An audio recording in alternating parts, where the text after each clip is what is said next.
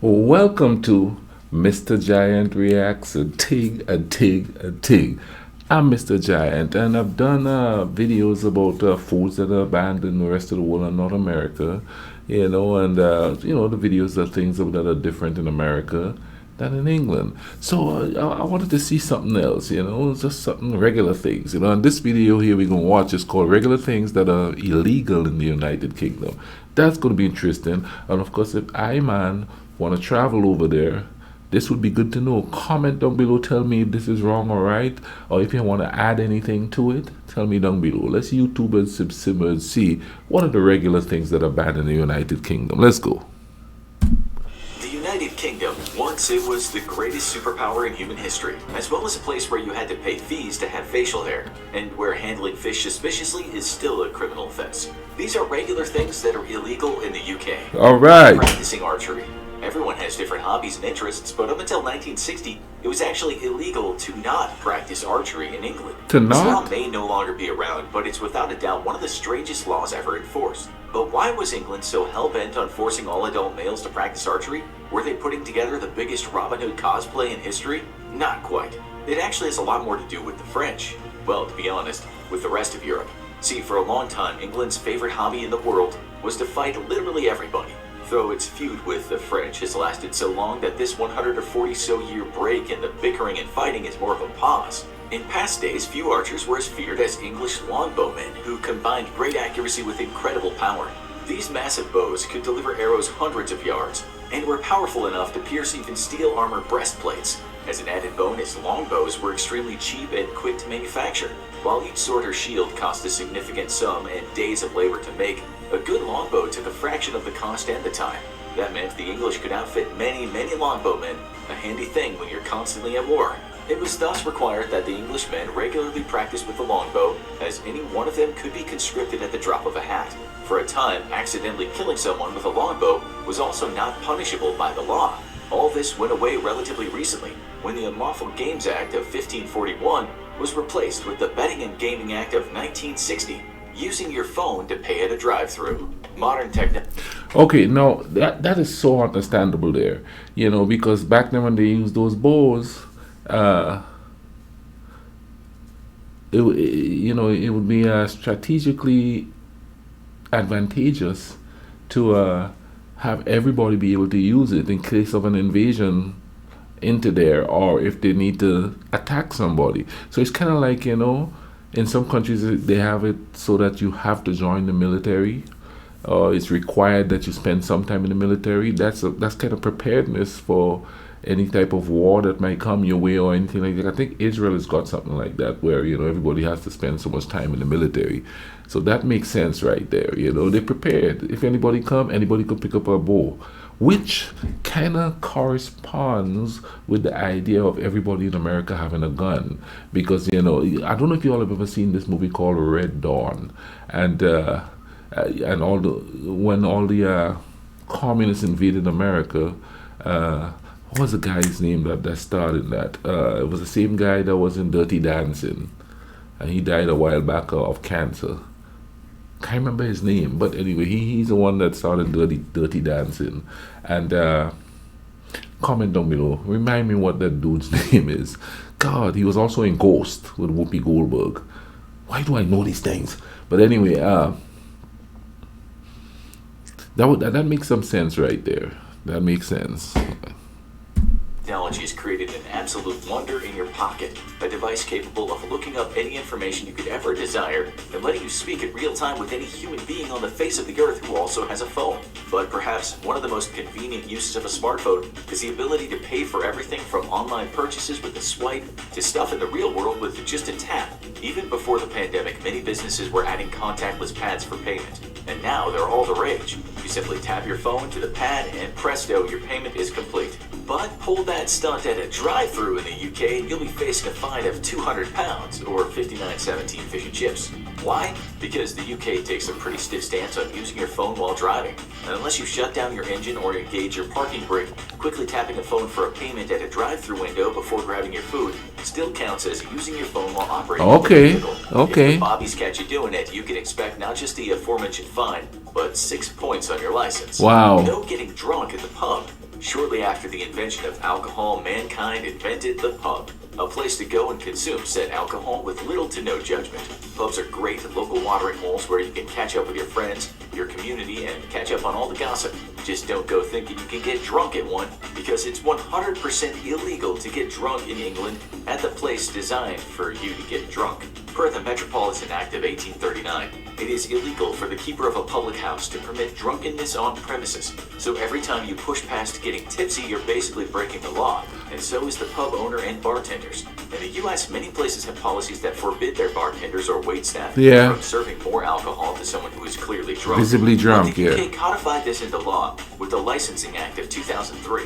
So next time you're out for a bender, make sure you keep a sharp eye out for the fuzz, or you might end up getting sober inside a jail cell. You know, a lot of people here think, you know, in London, boy, they just knock back, you know, in England, generally knock back a few and they act all rowdy and they just pound on each other. A lot of people think that's what it is. Don't believe it or not, you know, those rowdy Brits, man, they're always getting drunk and getting rowdy and going and have soccer fights and hooligans and all of that. That's the idea that a lot of people come by, you know. And they always talk about, oh, you get your lunch break and you go get a pint, you know what I mean? Does that really happen? Comment down below, let me know, you know what I mean? Because I hear that all the time, you know, people said, I wish, you know, I could be in England, man, you know, I could just go on lunch or somewhere, anywhere in Europe, as far as they're concerned. And you could go on your lunch break and just drink back a pint and go back to work. Is that really true? Comment down below. Handing fish suspiciously. We've all been there. You're walking down the street when suddenly you spot a guy coming your way. In his hands is a large bass, and he's holding it in a most suspicious manner. Is it a weapon of some kind? Is the fish stolen? Is it even a real fish at all? You may never find out, but make the move in England and you can rest easy that nobody will ever handle fish suspiciously around you ever again. Because it's illegal. What in the world does this law refer to exactly? You'd think it might have to do with sushi, perhaps. After all, is there anything more suspicious than supermarket or gas station sushi? But no, this law heralds back to the Salmon Act of 1986, when salmon attempted to overthrow the throne and take control of Britain for themselves. Well, not really, but that would at least be a good explanation for this weird law. Instead, the act was instituted to try and clamp down on illegal fishing, poaching, and shady trading of fresh fish. With fish stocks declining around the world, illegal fishing was hurting the very populations that the British people depend on for their beloved fish and chips. And nobody, we mean nobody, messes with Britain's fish and chips. Hitler tried once. Look what happened to him. The Salmon Act of 1986 punishes anyone receiving or disposing of salmon in an illegal manner, but the act has been expanded on to include other fish, such as trout, eels, lampreys, and smelt. We had no idea lampreys were even edible, but we're fully behind any regulations that seek to protect wildlife populations from exploitation and overfishing. If you live in Britain, or plan on visiting, make sure that when you buy fish at the supermarket, you don't handle it suspiciously, and you should stay on the right side of the law.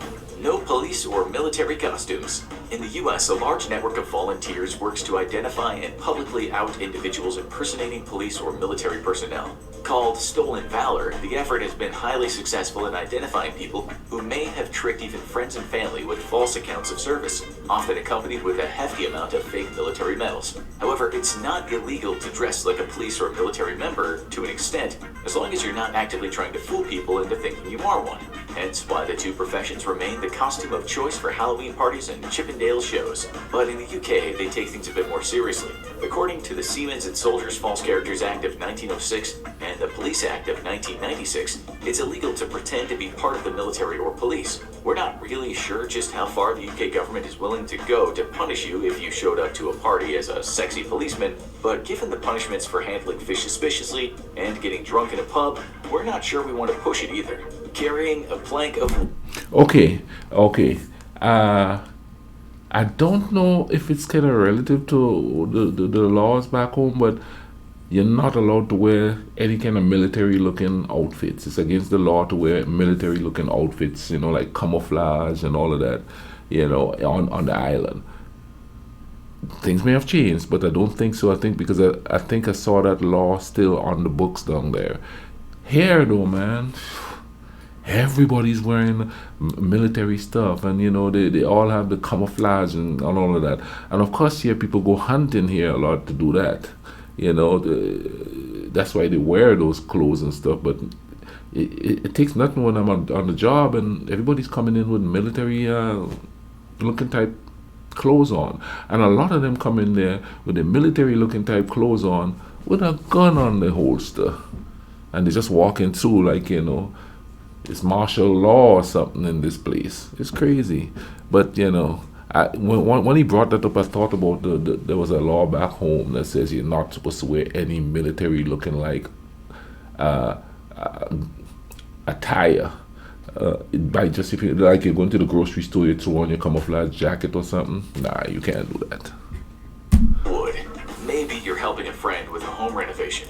Maybe you're just putting up a new bookshelf. Either way, you're walking down the sidewalk with a large plank of wood when suddenly the Rozzers are slapping handcuffs on you, dragging you to jail. You just made a big mistake, because in London it's illegal to carry a plank of wood on the sidewalk. According to Section 54 of the Metropolitan Police Act, you cannot carry a plank of wood along the sidewalk unless you just recently unloaded it from a van. Wow. So if you're bringing a spare plank of wood to your neighbor, or perhaps bringing it out to throw it in the bin, congratulations, because you just earned yourself a whopping 500-pound fine, or 151.52 fish and chips. Why does London take such harsh stance on buildings? Yeah. We're not sure, but perhaps there was a spree of plank-related crime that we're unaware of. Either way, if you plan on building some new bookshelves in your London apartment, maybe try dragging your new shelf instead of carrying it. That shouldn't technically be illegal. Just forget about wheels, ladders, or poles, which are also illegal to carry down a sidewalk unless you've just unloaded them from a van. Which kind of makes us think that at some point London was plagued by a circus-related crime spree. Knocking and running. Okay. I'm kind of baffled at that law. You can't carry a plank of wood down the sidewalk? Somebody explain that to me in the comment section. I know I have a lot of people from England watching my videos and thing. Hey, what's up? Big ups to you all. But I'm trying to think of a reason why. No, he says that the people use planks to beat each other up could be one of the reasons, but that's just too simplistic. There has to be a specific reason for it. That's just a strange law. Let's keep going. It's a childhood game as old as doors. A group of children gather together, egging on one member to run up to the nearest house and give the door a good, loud knock. Then the group flees, giggling all the way until they stop and the next member builds up the courage to knock and run. If you're ever on the receiving end, it's mildly to moderately annoying. But as a child, it's undeniably great fun. Try it in England, however, and you'll face another fine of 151.52 fish and chips, or 500 pounds. Wow. The Metropolitan Police Act of 1839 makes the activity of willfully and wantonly disturbing any inhabitant without lawful excuse a criminal offense. And if caught, you'll basically be giving up your allowance for the next few years. No lingering after a funeral. Funerals are somber, very sad affairs. Nobody wants to attend one, but unless you cut all ties with family and friends, you'll eventually have to.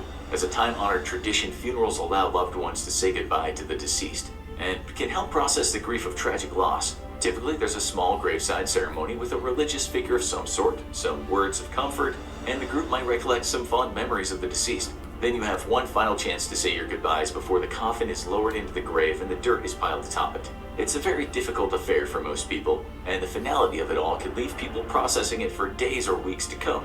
But you don't dare linger around the gravesite after the ceremony is officially done in England, or you'll be answering to the bill as they come to give you a stiff fine. Some of the laws in this episode obviously are rarely, if ever, enforced, but sadly this one was in fact enforced in 2015 when a man was fined 160 pounds, 48.49 fish and chips, for lingering an extra 20 minutes at his wife's grave. No doubt caught up in the grief of his loss, he was still forced to pay the fine for a law meant to allow the gravediggers to work undisturbed, which was actually a valid concern for a Victorian-age England that was rife with grave robbers looking to sell your deceased friends and family to unscrupulous doctors that wanted to practice their surgical arts. Maybe though this is a law that can be officially retired. Yeah. Now make sure you head home briskly after the casket's in the ground, or Britain will fine you for being sad. Wow. No cutting in line.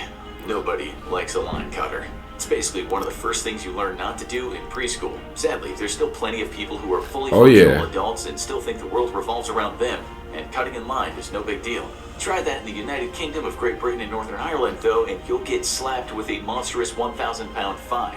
303.03 fish and chips. To be fair, the law applies to cutting in line at the subway, or tube as it's called across the pond.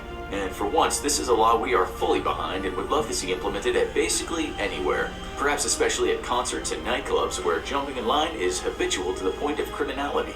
Honking your horn. Who hasn't honked their horn in anger after being cut off or because the guy in front of you is too busy texting to see that green light? Try that in jolly old England and the plod will have something to say about it. The law expressly forbids individuals from sounding their horn aggressively after being annoyed or frustrated. Noise pollution. It's also illegal to honk a horn while the vehicle is stationary or in a built-up area between 11:30 p.m. and 7 a.m. Violate this law and you'll face a fine of 50 all the way to 1,000 pounds, 15.15 to 303.03 fish and chips. Now check out insane laws that still... Wow. They be pumping out them laws there. No, you gotta ask yourself because here, and you know, sometimes I say stuff and I forget where I'm living. But here, there's a lot of laws, you know, that may not seem to make any sense.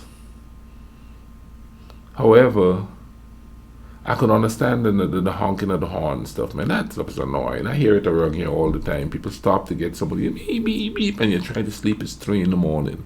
So, you know, that's probably more of a being courteous type law.